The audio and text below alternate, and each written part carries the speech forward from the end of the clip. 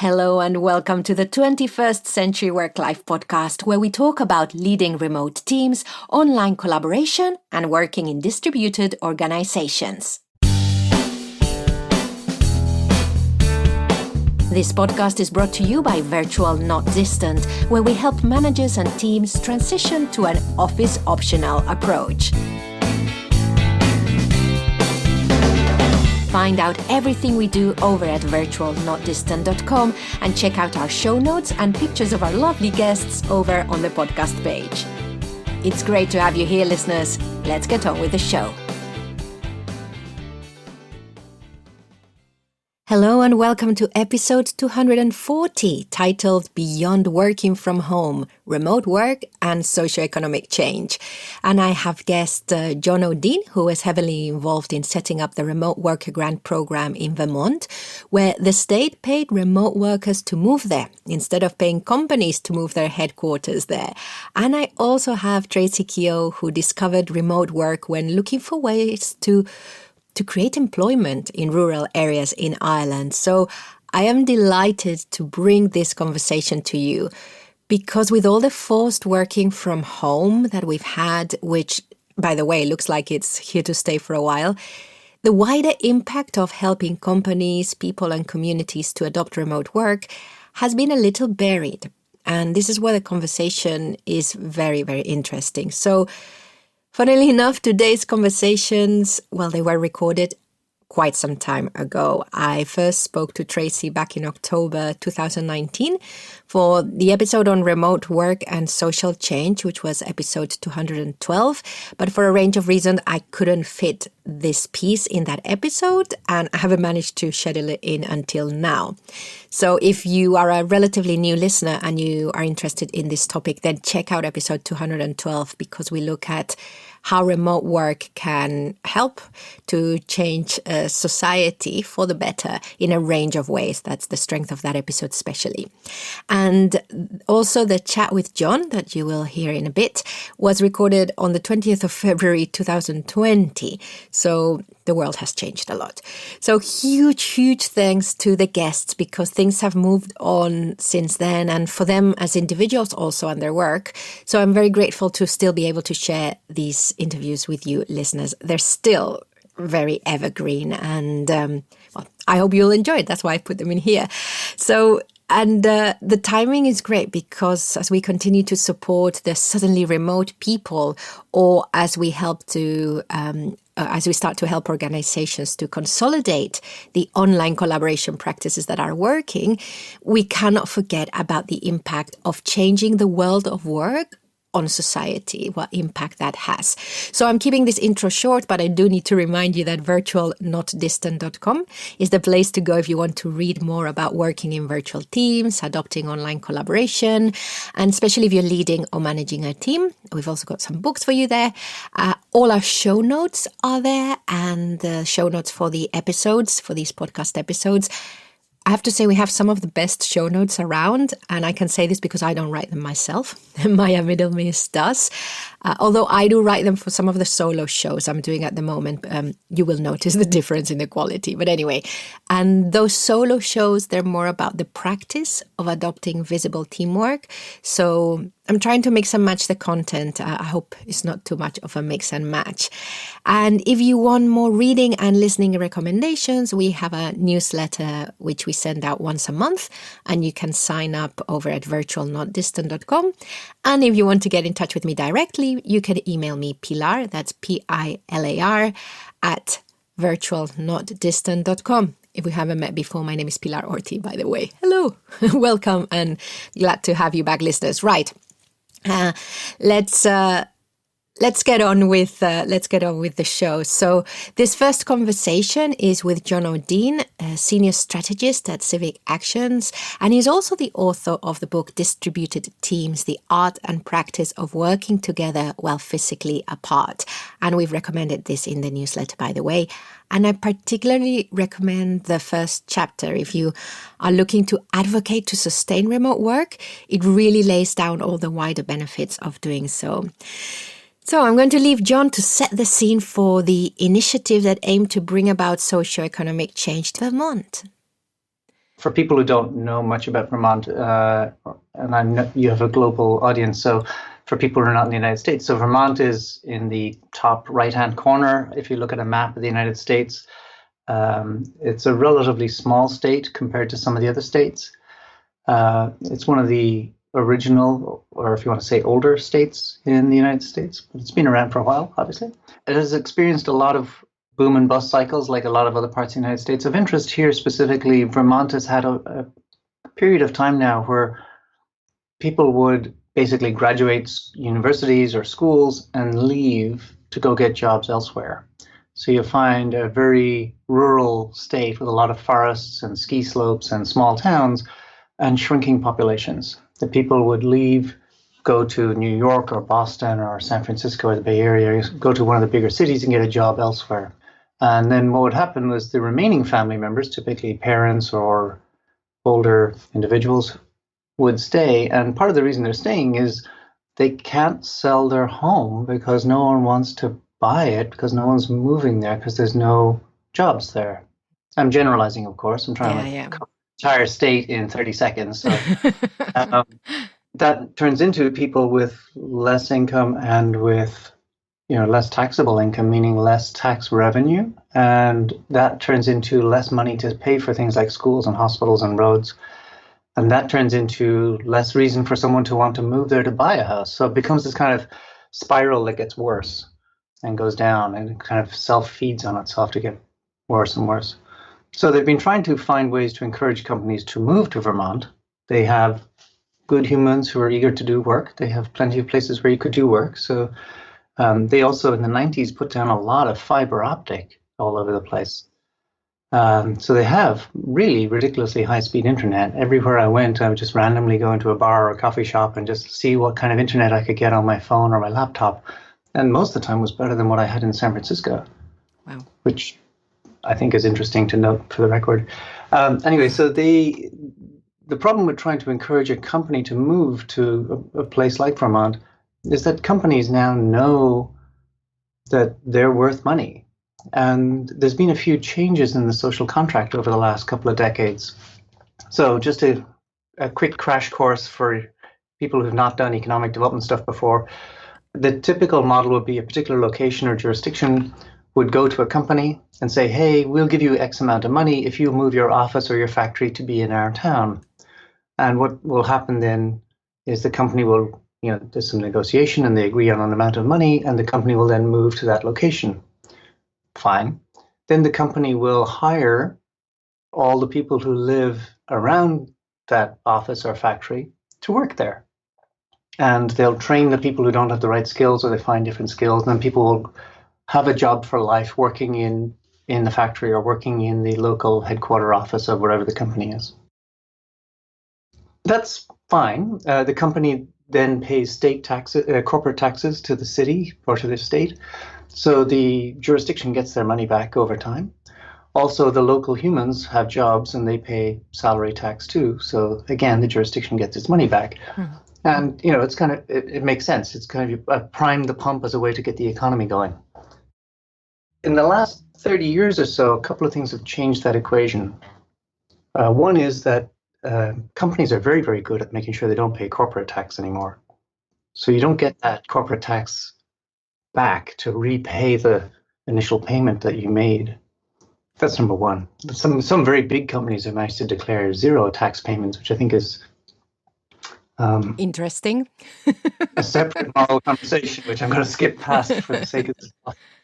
The other thing is that no one has a job for life anymore. So if the company wants to hire you, they want you to already have the skills that they need. They're not going to hire you in to work in the mailroom and then send you off from training and get you a job working as an assistant and work your way up so that after 20 years and years of training, now you're the VP of something or another.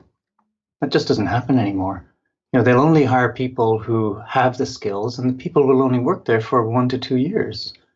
The industry average in Silicon Valley is under 2 years at a company before people leave. And that's the average. Yeah. And C-level people tend to stay a lot longer than that, which means most people who are not C-level people are leaving sooner than that. So companies will argue that they don't see why they should train people if they're going to leave There's a whole debate about that. I'm going to skip past that. Yes.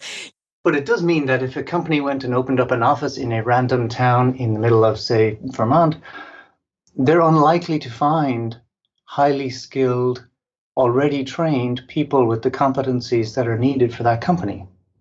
So instead, what they'll do is they will bring people from other places to come and live in the town next to the office.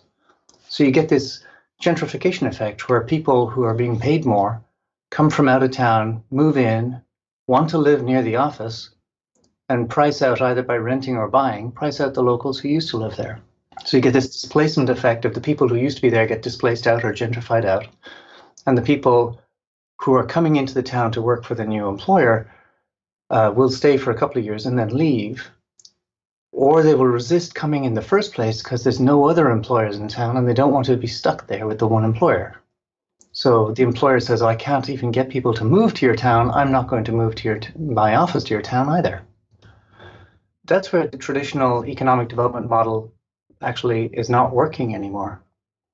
And so what was interesting in this conversation when we were talking this through with various people in the state of Vermont is that they were willing to try something different because they still had a need. They still had a shrinking population and a declining tax base. They still had a need to do something. So the proposal was, what if you gave incentives to humans, not corporations? Mm. What if you found somebody who was outside of the state of Vermont who wanted to live in Vermont, but actually, and could bring their existing job with them in their backpack, but actually did not have the money to pay for their own relocation? There's arguing about the exact stats, but somewhere between 50 and 70% of Americans do not have a spare $400 in their bank account. And those are people with jobs. So savings that people have sitting around to pay for relocation is actually a problem for many people, because they're literally they're spending everything they have to pay for their transportation and housing wherever they currently live. So if you could help people move to Vermont, would they bring their job with them? And would they then stay in Vermont and work for employers that are outside of Vermont? So that's the way we wrote the law. And John, can I ask you at what stage of the conversation did you come in? How did you get involved with this? This had been a discussion that was going back and forth for a while before I got there. I got involved because one of the people who used to be in the Vermont State Senate is somebody I was talking to about research for my book, because he was actually trying to create a small town co-working space as a way to try and revive a town. And that was part of what I was trying to do with something I was researching and writing in my book. And he knew that when I was talking to him, he's like, would you mind talking to these other people who are actually on the economic development panel? Because they're trying to wrestle with this problem right now, and I think they'd like to hear this. At first I was like, sure, okay, fine. Then I started doing phone calls, and then you start doing remote testimony, which is a terrifying phrase. Remote testimony, what is that? It's where you're on a phone call and there's it's a formal testimony session, and everyone sits around and looks at you on a speakerphone. Right. You don't know all the people, but there's a room full of journalists, and it's all high tension and drama stuff. Yes. So I did a few of those, and a lot of it was because, if people have been doing what I call traditional economic development, the give the money to a company, have the company, that whole speech I gave at the beginning, that's what economic development people have been doing for decades, like 70, 80 years easily. And this is a totally different mindset. The fact that you could give money to an individual as opposed to giving it to a company wasn't part of the normal conversation until we started talking about it. Then it was something that actually really appealed to them as a concept. That's a very individualistic, independent part of Vermonters, is that they actually like helping other humans. And also they liked all the benefits. For example, everyone talks about this is $10,000 that the human would get. That's up to $10,000. You don't get all $10,000 of that. You have to ask for it, and you get it's for anything that covers relocation or getting set up in your new location and being able to do your job in the new location. Most people actually ask for less than $4,000. Just for reference, Amazon HQ2 in New York City, when that was a big deal and was going to happen, that was going to cost the city and state of New York, they were going to be paying $3 billion, either in direct money to Amazon or in credits, where they were saying Amazon does not have to pay this fee and the city or state will find the money elsewhere. It's $3 billion for 50,000 jobs in theory. And that 50,000 jobs meant that New York was paying $75,000 per job. And the people that they're going to be hiring, most of them are not going to be living near that office. So they're going to be doing this gentrification and displacement problem, which is why there was so much blowback in the press and why there was such a resistance to it in New York, which is why it got cancelled. But it's like, in terms of money, it's very little, and it also avoids the displacement gentrification thing. The relative amount is really small when you put it like that. Yeah. So what happened then? So Vermont decides, okay, we'd rather attract and support economically individuals to come and work here. How did they then go about finding these people, and how was this program, I suppose, advertised or put out there? A couple of things. I'll say one other thing as a benefit I forgot to say earlier. If you bring a big company and everyone now works for this mega corporation in your town, if you have a situation where 80% of your town's population works for one employer, the head of the company has a controlling stake in the city. Like, now the mayor of the city is not in charge of the city anymore. It's like, if the CEO says something, does the CEO outweigh the mayor? It changes the dynamic. You become a company town, and this has happened in the past. It also means that the entire city is vulnerable to an economic downturn. If that one company goes bang, 80% of your population is unemployed, and it sort of doesn't matter what the other 20% of the town does, because they dependent on the other 80% who had money. So even the local hairdresser in town is going to go out of business if all of her clients lose their income. And so you get this huge gutting effect in a town when one employer goes down. So having this all eggs in one basket is actually a real concern for economic development people, and they didn't know how to deal with that. The thing that's interesting about this is that all of the people who take the incentive and move to Vermont all work for different employers. And I happen to be a computer guy, so most people think that, oh, this is only for computer people, and that's, of course, the original meme around, internet, online, digital nomad, that type of thing. It's all computerish people. But over 90% of the people who've moved so far are things like accountants, executive assistants, people teaching English as a second language, X-ray radiologists. They're not computer people. Less than 10% of them are techie computer people. And they all work for different companies. So there's very much a diversified revenue stream, which gives us stability, right, for the location. To your other question, and I think that was really important. That's to me, is one of the big important parts of the whole thing. To the other part of your question about how do we advertise it, it was word of mouth. There was a couple of small local Vermont newspaper websites that published about it. I talked about it in a couple of remote work forums online. Some people tweeted about it, and demand just blew the doors down. I guess they've had massive demand for this thing. They're in the middle of reworking how to update this law to continue it, to do more of it. It's been really successful. And it was just really by word of mouth. Yeah, I think that is really important to understand that, because just that it happened by word of mouth, probably very inexpensively, and that people just flew to, seize the opportunity.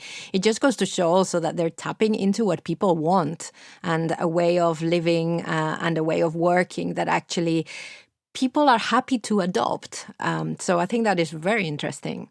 I would say, if I may as well, the other thing is that this is, a way I describe this to some others is like, what if you could have a meaningful job, a meaningful career? This is not dollars per hour bit work or disposable work or meaningless work. This is like actual meaningful career work.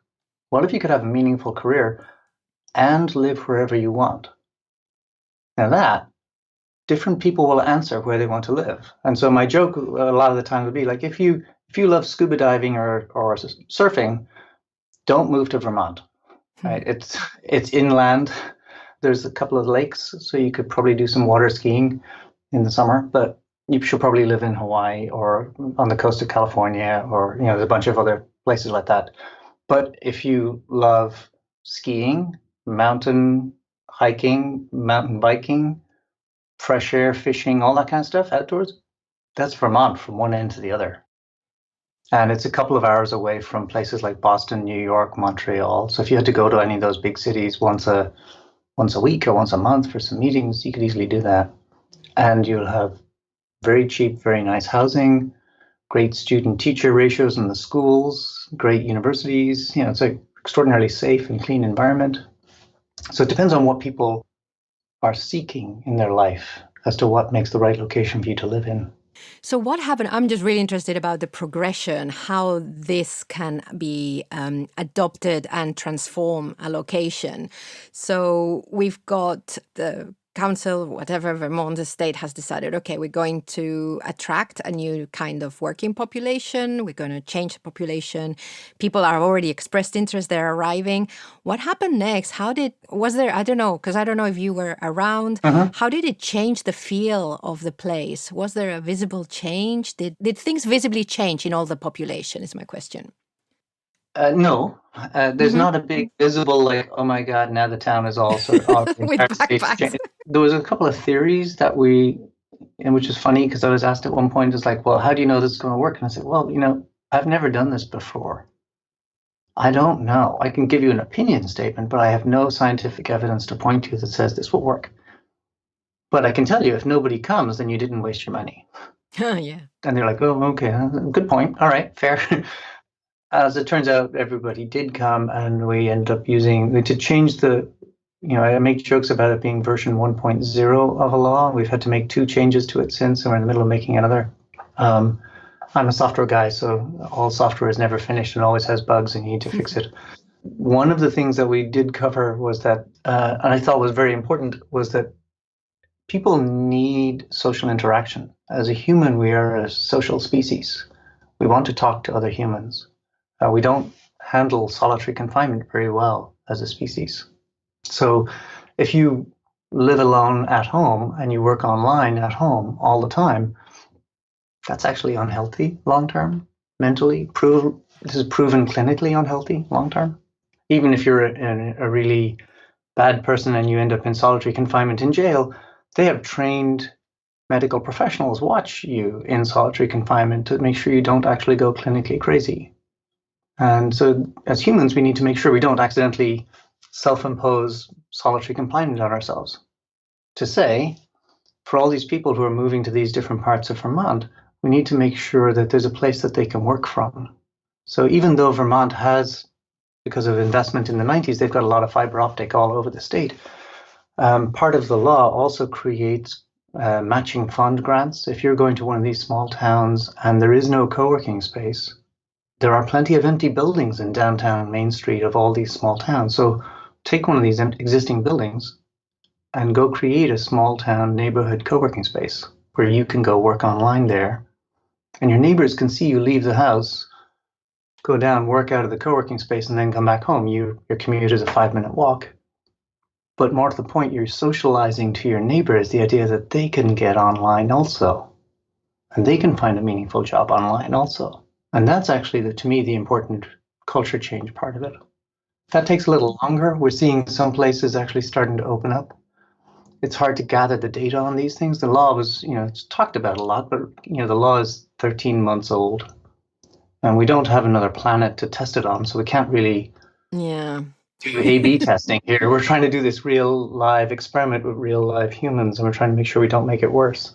So there is these small town co-working spaces starting to pop up, which I think is great. So it's really transforming as well how we see work, because the wonderful thing, one of the wonderful things about co-working, I've always thought, is that you are with people that you don't work with, that you're not creating with, probably. Yep. And that is a different interaction, and that is a different way of living your work life also. Yeah, and it's what people would, in a kind of traditional office environment, people would get to go down at lunchtime and out of the office and go to the sandwich place across the street. And while you're standing in the line at the sandwich place, you'll meet people who work in that other office building. Mm. And you get to know people in other companies nearby over time. People are sociable.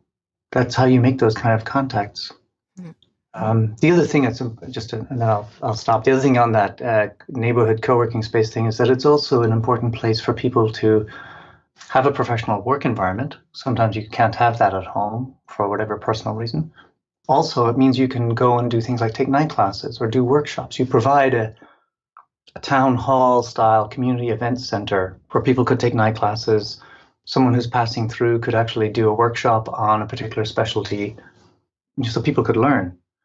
And it'd also be a place where you could do online. Like a lot of universities are now teaching courses online on video, but it helps to have someone who takes the course with you as a kind of a moral support buddy to help you make sure you do your homework and keep showing up to class even when it's raining outside. So that co-working space in the neighborhood co-working space is really also a good community event and ongoing workshop and training center as well. And that to me is the important hub of getting an entire community culture reviving itself and rebuilding itself. And also role modeling and reminding us that working remotely from others doesn't mean always working alone or working from home. Yes. You can have a whole remote work infrastructure and remote work culture that actually doesn't involve any of these things that we are starting to associate with.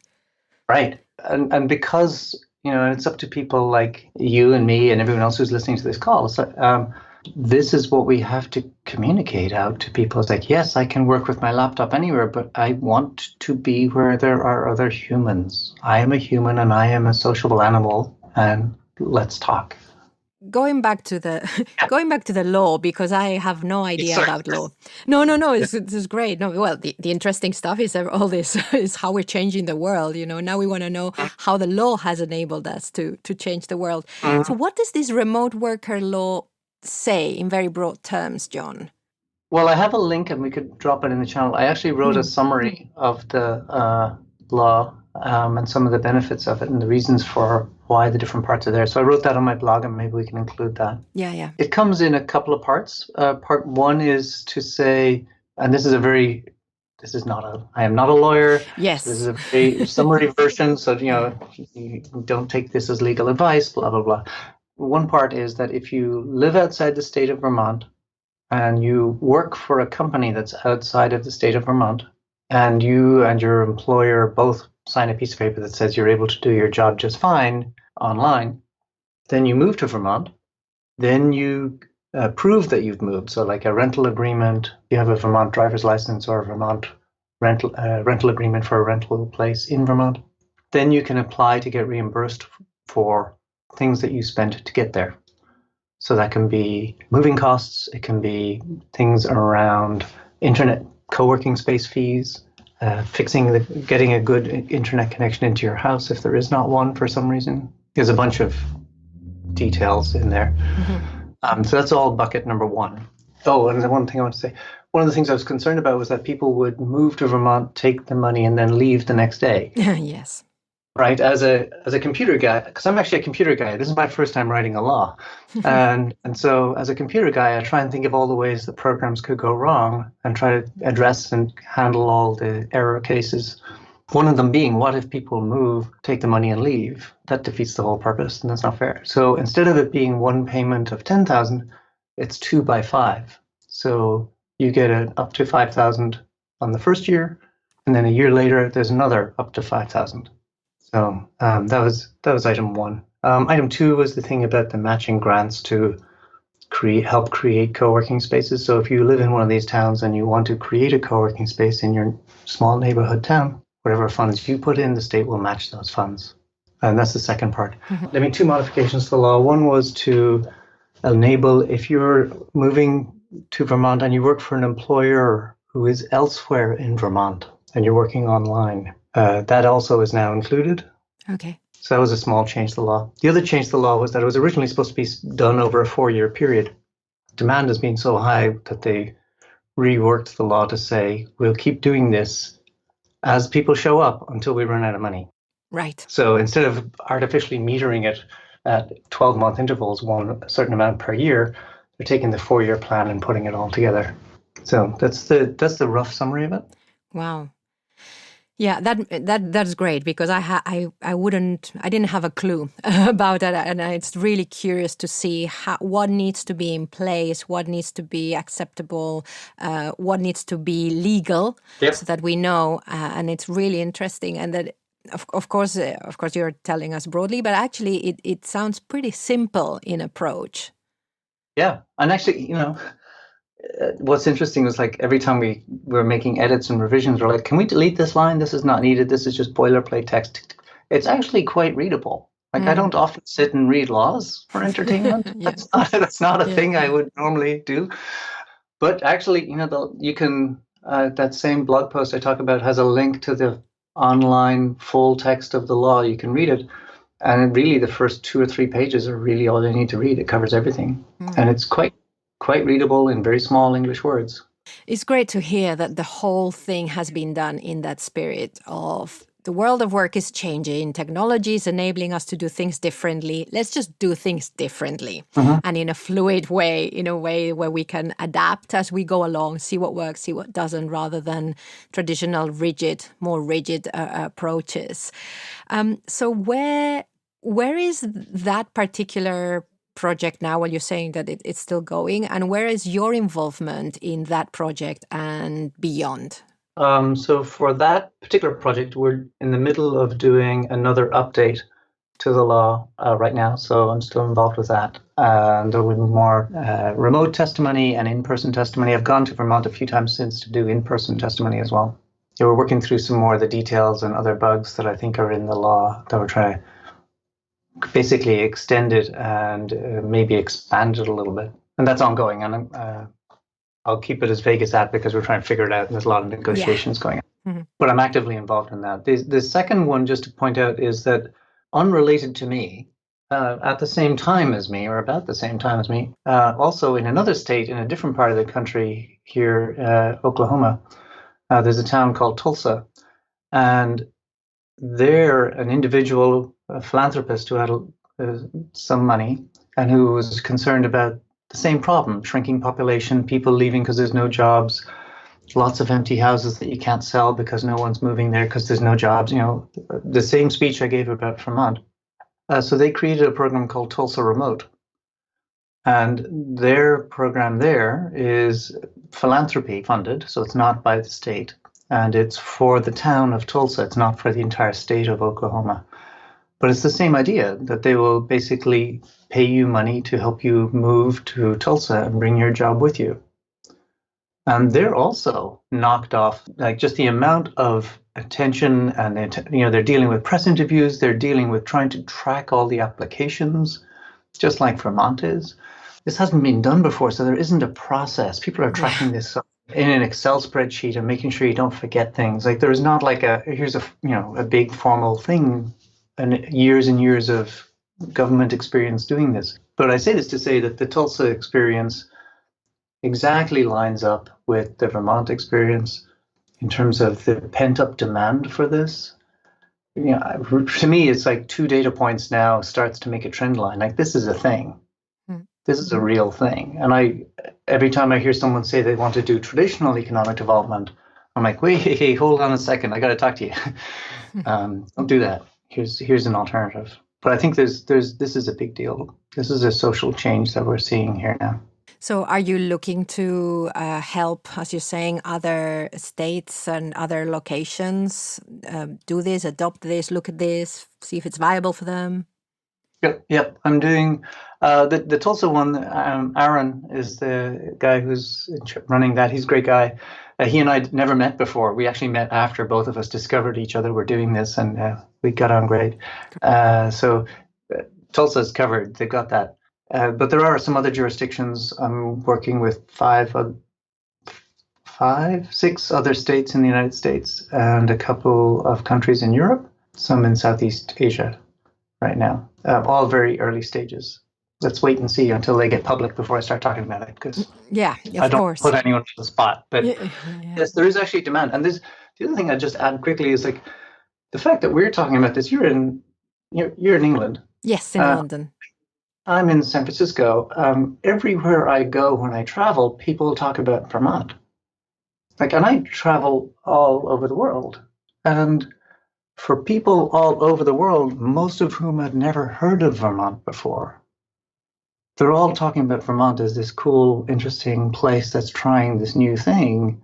And you couldn't pay advertising for that. Yes. If you just said, I'd pay for TV ads to do this, or newspaper ads to do this, or whatever, that would cost a lot of money globally. Right? So this has been a really great brand boost as well. Thank you so much, John. And listeners, if you want to follow what John is up to, head over to his website, odin.com, which is spelled ODUINN.com. ODUINN.com, or get in touch with him on LinkedIn. And a reminder that his book is titled Distributed Teams, The Art and Practice of Working Together While Physically Apart.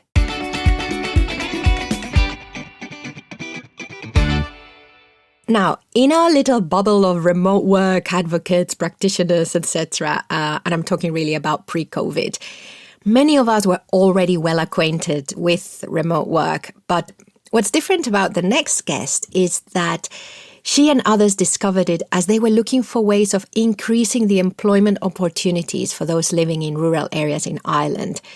It became a tool to achieve a wider aim. And that's really what remote work is. Let's remember that. It's rarely the aim in itself. It's a way of working that can lead us to something else, more autonomy, flexibility, happiness, job opportunities, not having to leave the area we want to live in to pursue a job that's right for us, etc. But I'm going to let Tracy Keogh to tell you about GrowRemote, of which she is a co-founder, which is a community project that makes remote work local by going into communities and making remote work both visible and accessible.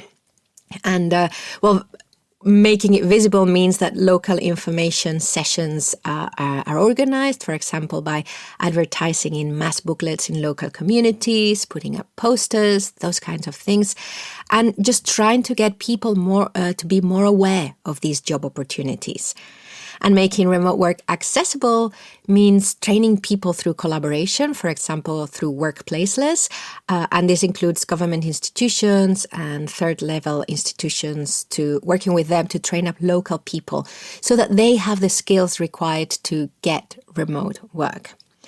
So GrowRemote has become an organization from a movement, and it's very interesting to hear how they came to be. So let's hear Tracy explaining how it came about and the kind of issues they're addressing. I think the idea came from a trend in Ireland, which is that we were building co-working spaces everywhere. So we have about 210 plus co-working spaces in Ireland, which is a huge amount. They're in the most rural of locations, and they're often funded by a government organisation here in Ireland called Enterprise Ireland, who support businesses and the environment that our businesses exist in. And we were noticing that not all of these co-working spaces were full. So the question began to be, how do we fill it? And obviously you wake up every morning and you'd see people commuting out of your town, or people who would say, I would move home if the jobs were here. And then remote working just was in every community at the same time. Everyone was talking about it. And I think this is one of the things that, say you, because you started this 3 years ago, maybe even you wouldn't see, but because you're in the bubble, right? We were outside of that bubble and we were hearing about, people were running events about remote work. We were like, but who are the companies who are hiring? And we had never heard of Zapier, GitLab, none of these companies. And I remember one day we Googled remote work, because when we thought remote work, we were always looking to our capital, Dublin, and saying, hey, let your people work wherever they are. But that's actually, it was a very hard sell. So then one day, we Googled remote work and we found nodesk.com was actually the first site that we saw. We were like, oh my God, there are all these companies and they have no offices. And then I don't know what the difference between passion and frustration is really, because GrowRemote, was a frustration project. We were like, why didn't we know this? I suppose when you think about why we didn't know it, all of the traditional routes, the jobs boards that we know, the local recruiters, they're all not where remote work is. So we just needed to educate ourselves. And now for sure we're an organization, but we didn't want to be an organization. And we are now only an organization because that is what is required to deliver the change that we want to deliver. But we're just a community of people who want to fix things first and foremost. And the organization was just came about as an enabler of that piece. In addition to seeing the co-working spaces empty, what other frustrations or what other problems were you looking at that you thought actually remote work, this is it? So if you look at why co-working spaces took off so quickly, it's because in 18 counties last year in Ireland, the vacancy rates on the main street increased. Right, we're not depopulating in rural Ireland, but we're not repopulating to recover from where we are. So we have all of these kind of just negatives that you can see. I suppose I would have a fascination with the main street. Okay, I think it's like the physical representation of our communities, and I love the broken windows theory. The crime rate in the community correlates to the number of broken windows, and you fix the broken windows and you start to fix your crime rate too, right? And you go the other way and you go the other way. And when you start to look at how do we fix that, actually you can do lots of things, and our communities were doing lots of things. I think you won't meet people as innovative as a rural community because we just get on with stuff and find stuff to do, but it's all patching over the problem. If we don't have income coming into our communities and people who are able to spend their time and their money locally, then we can't do what we ultimately want to get to, which is live and participate locally. You know, work is only an enabler of being able to live and participate locally. We had a strategy day ages ago, and it was our first strategy day. And because we're a grassroots movement, it was kind of hard to frame it all into here's what we're delivering and objectives and whatever. And we came out of that strategy day and I was like, what did we even, I don't know, what even happened there? But to me, an important question was asked, which was when we were looking at our mission, it was, do we care whether people work remotely? And the answer was no, because we don't, because we're community people. We do care that people are fully aware of all of the opportunities that are available to them. And one of the interesting things that we found with remote work is that people won't move to a community for one job, but they will move to a community and take a job in a company that's there if they know they have the safety net of remote work. It can still be used for our benefit without even people, getting employed in it. So yeah, in terms of, what we're seeing in our communities, it's just all trends are towards urbanization. I remember that I was listening to a podcast ages ago, and someone sent to me and it really frustrated me. He was talking about machine learning, and it was around the time that, that Alpha, that Korean game that a bot beat a human for the first time ever, and it was a big deal and all that kind of stuff. Then talking about truck drivers, over 50% of truck drivers have health problems. Because obviously the nature of the job, you're in the truck an awful lot of the time. And he was like, well, what do we do? Probably cars are going to be the first thing that will be automated, right? So what do you do for those truck drivers? What industry do you bring them into? And he said, they need to go to cities.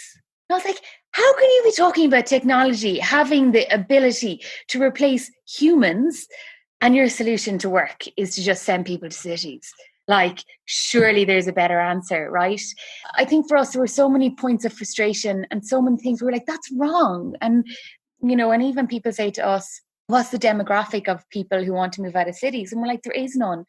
Not that we found, because people have all different journeys through life. So some people, their parents get sick when they're younger. Some people, they have children earlier. Some people just break up with their boyfriend when they're whatever and they want to move.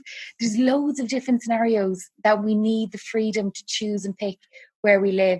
And I suppose for me, it's also really interesting that when people are employed remotely, not only do you get skill sets in our local communities that all of a sudden come from, HubSpot, Zapier, Buffer, and you have all of those skills, but you also have the culture of those companies seeping through into our local communities.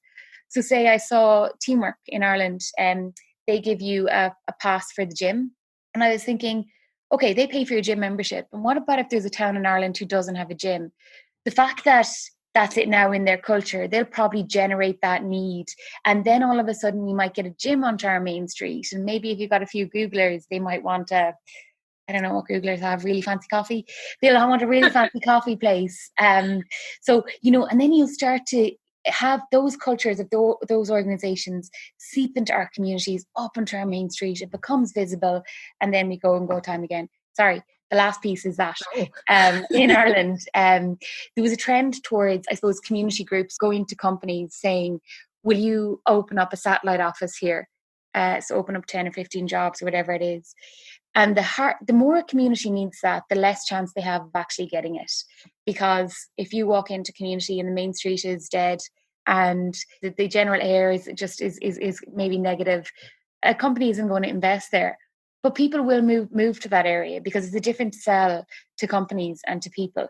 So remote work just allows us to move away from those companies and focus more on the people and the quality of life and all the things we do very naturally. It's something that I've really seen, and I really wish that more people could associate is one. Well, there's loads of stuff in there, but the fact that we can move away from the cities also, because cities have always been the hub of employment. Yeah. And for me, it's not only about rural areas and people in rural areas being able to have a community, work in their community and have access to as many jobs as people in the city. There's also cities are becoming very uncomfortable places to live in. Yeah. I don't know, all these problems with transport and all the initiatives, and you hear government, especially the British government, talking about, I don't know, congestion and pollution, and nobody's really going, hey, let's look at this. Let's look at remote work at this level as a level to actually equalize where the job opportunities are and give people real choice. The choice is not me working from a cafe. The choice is me not having to be in a hub of employment to have the job I really want. So, I mean, that's just one of the things you were mentioning. So even in cities, we opened up in cities because we run through a platform called ChangeX. So it's very community led. If you want to see this happening locally, we go, like we started when we didn't know anything. We just teach people everything that we've learned so that we kind of mix these communities of remote work and our local communities and start bridging that gap a little bit. And then cities took us up. And I remember the first call with some of our cities and I was like, I have no idea what to do with you. Like, I don't know. But then a woman came on and her name is Orna and she's a single mother. And her kids are at the age where they're not old enough for her to be able to leave the house, but they're old enough for her to have her own room and get 8 hours done, no problem. And, all that kind of stuff. She needs remote work to be able to work in the city. So we just need that total flexibility. It's not about cities versus urban versus rural or whatever. It's about equalizing, leveling the playing field, and then let the best one win after that, right? If you want to live in the city, go do it. If you want to come rural, go do it. That's the real choice. So what I want to pick up with you is your work with government. Yeah. Especially in Ireland. How have you involved in the conversation? We started off maybe in July of last year going, what is remote work, basically? And then on our journey of, finding out Zapier and Buffer and all those companies. At the very early stage, we started linking in with government divisions. But it wasn't to say, you should be doing this, or here's what we think. It was, hey, do you know what we learned? And it was just sharing that information. And the response that we've gotten from government has been really, really positive across the board. There's always going to be one or two. We just forget those. But mostly it has been really, really good. So we were called into the Oireachtas, which is like our government house, to speak to a panel on community development. And we try to explain this form of work in terms of, usually in Ireland, if a big company opens up, a politician will come down and they'll cut a ribbon and they'll say 200 jobs in Clonakilty. And we're like, there's no ribbon cut here. So if GitLab hires somebody in the Burn, they're not going to announce jobs in the Burn. They're just employing that person. But they were very responsive to that. And then the Department of Communications, they'd be responsible for climate change and their work around that and broadband and things like that. So obviously a lot of synergies. They were running Ireland's first smart community project. Again, really helpful just in sharing knowledge, giving us that support that we needed. There's the Western Development Commission in Ireland, another government agency who are responsible for economic development along the Western Corridor. And at the start, again, they were just giving us that insight into how to work with government. So the Department of Community Development, there's a guy in there, Johnny Gorman, and I just said to him once, listen, Johnny, I know how to do what we're doing, but I do not know how to deal with government. Like, I've no concept of it at all. And he said, don't worry about it. He'll kind of help us do that piece. And I think in Ireland, it's working how I imagine, and I'm still very new to this, but how I imagine that it should work. A community group gets together, it identifies its own problems, identifies and implements a fix, and goes to government and says, hey, will you help us deliver this better, faster, further? So last week I was saying our Taoiseach, our Prime Minister, Leo Varadkar, was at an event in eBay, and he mentioned us from the stage, and he was like, oh, they're leading the way or whatever. And I was like, brilliant. Like, but I suppose the next question is, what do we need government to do? And that is a question that, to be honest, we haven't answered just yet. So in GrowRemote, we're not a lobbyist group, and I don't feel like that's a direction that we'll take certainly in the short or medium term. We'll always share knowledge. We'll always support where we can. Anything the government's doing, we'll support. But we do from time to time put forward voices in our community who have an opinion on what the government should do. It's not the group, it's just people within the community. And lots of things are coming up out of that in terms of, can you incentivize this? Can we link this into our climate change work? Can we do what they're doing in the States, pay people to come and live in our communities instead of paying the job creators, pay the people who come with employment. But I don't think that we've reached that level of maturity yet where we have a kind of defined ask into them. But in saying that, so far it's been very much, I guess, a partnership approach. We're all learning together and learning how we implement it and get it off the ground. Like, I know that our Leo Varadkar had a conversation with eBay around broadband and eBay's requirements for broadband when they're hiring, working from the home. And to me, that was perfect, because we had the government working with the private company, working with the community group, and everybody was just there together, all helping one another to get something pretty big and great done. And that's the approach that we take with our government bodies. I loved your point earlier about the diversity that being employed by someone else also brings to the local community when you were talking about the American distributed companies. Yeah. I think that's also a point I hadn't thought of that. Yeah, a guy walked into our Castle Bar meetup in Mayo, and he's a local business and really good guy, very active in all the community stuff. But I suppose part of you would think, if we're taking talent locally and saying, go for these remote companies, you're actually taking it away from the local employers. So there could be a little bit of tension that could build there. But he walked in and he said, Jesus, we have to transform our business. And I did not know that this talent was in this town. I'm like, yeah, brilliant. Okay, because he's seeing, I suppose, the bigger picture. And so for him, if you're in a smaller town, a big employer has a whole host of responsibility. Like, they can essentially train up a town in some instances. So the only skills the local communities have are the ones that they bring to the local community. So being able to keep that fresh and alive from other organizations is really beneficial. Yeah, remote work as a cross-pollination facilitation. That's very interesting too. So tell me about the chapters. What are the chapters in GrowRemote? So when we ran our first conference in Tralee last year, people kept coming up to us saying, can we get remote work in our community?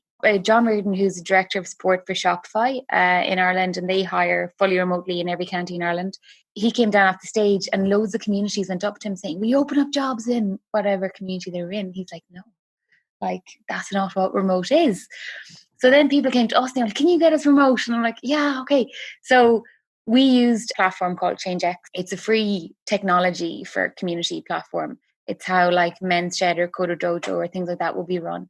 And we essentially put everything that we knew into a box, and that local leaders could then learn about all of that in one go, so they could implement it locally. I suppose in the absence of any mechanism for the word about Zapier to be heard in our local communities, we need to use people who are already active in their communities, who are involved in the sports teams, the schools, the same people are always doing everything.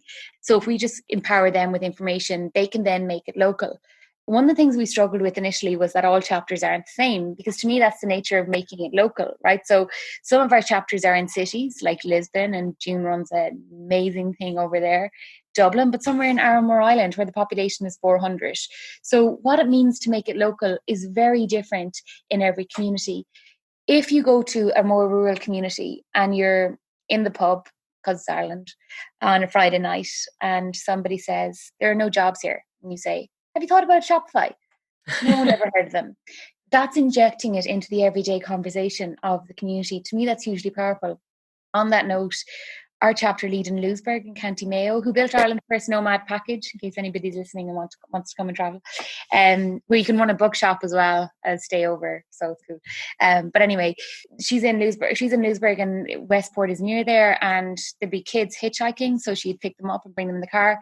And that's one thing that they'd say to her, there are no jobs in Louisburgh. And she's like, well, actually, while she has them in the car, like for 30 minutes, and they're stuck there. She's like, have you heard of this? Have you heard of that? Have you heard of this? And that's brilliant. That's super. That's actually how we started our schools program as well. So we use Gitbook to have like a central wiki internally. And we teach, and we're getting better at this, but we teach local chapter leaders how to deliver these talks in schools, in meetups, in GEA teams, all of that. So they can, again, make it local. So a chapter is just the bridge between remote work and our local communities. And one of the really nice things that I like about ChangeX is that there is a map. So it's all publicly accessible. There's nothing that we have that anybody else doesn't have.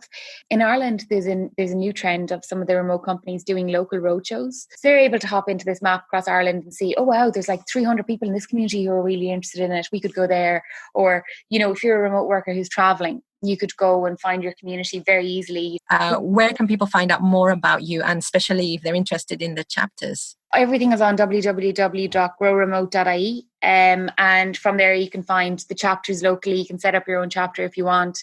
One of the things that I find most useful is a get started guide. So if you're new to remote work, it's all the jobs boards you need. It's examples of the companies, all of those kind of things where you get training, pieces like that. So mostly it's on the website, yeah.